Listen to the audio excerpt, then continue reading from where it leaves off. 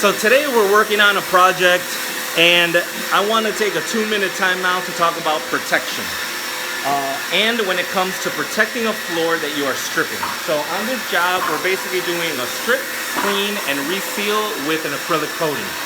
When you're stripping, the product that you're using, its main function is to strip. So when you put a stripper on a product that can be stripped, it will strip. So for example, if it makes contact with paint, if it makes contact with wood, if it makes contact with color seal, if it makes contact with strippable products, there is a very big likelihood that you can strip it. Now with that said, this is a perfect example of why we can only control how much paint will be stripped.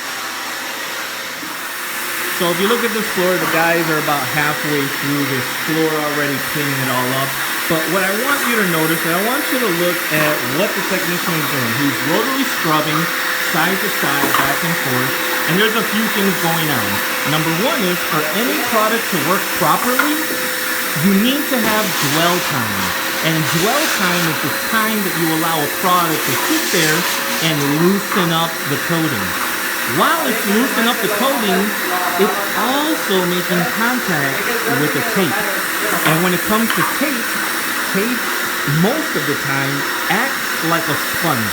So if you look at this, what it is that we did is that we double protected it. Right here you have a plastic that has tape at the bottom. That tape is on top of another piece of tape over here. And as you can see, no matter how much we try to control moisture, there's still always going to be moisture that lingers. And when that moisture lingers and it gets underneath, a few things can happen. So for example, I'll come back over here. But for example, let's just say that water is sitting over here. This wood trim, this quarter round that's right there, that can absorb water. When it absorbs water, it can expand, it can contract. So there could be a little bit of wood damage, but we do everything we can to keep that minimal.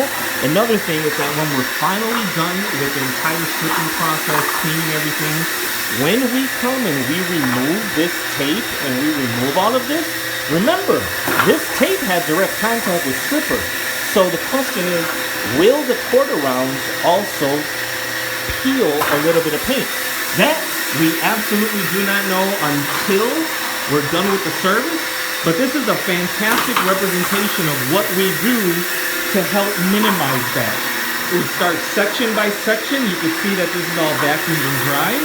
You can see that the technician started right here. So this, where Walter is standing at, that is still dirty. So this is a before, this is an after strip, and you can see that our technician is going this way, wrapping around this way, and then working his way this way, and then he's going to work his way this way. And the way that Walter is following him is that he allows the solution to sit and dwell a little bit, but then he comes and he vacuums it up to minimize how much time it's making contact with the tape. So with that said, this is just a quick example of the things that we do to minimize those very likely potential paint removals that can happen. So with that said, hopefully this video was helpful and that you understand the things that we do end up going through and just how proactive we are in every step of the way, from the estimates to the sampling to the execution of service, all the way through to communicating with our clients. So with that said, hopefully this video was helpful. Thank you very much. Like, subscribe, comment, or give us a call if we can be a part of your project. Talk to you next time.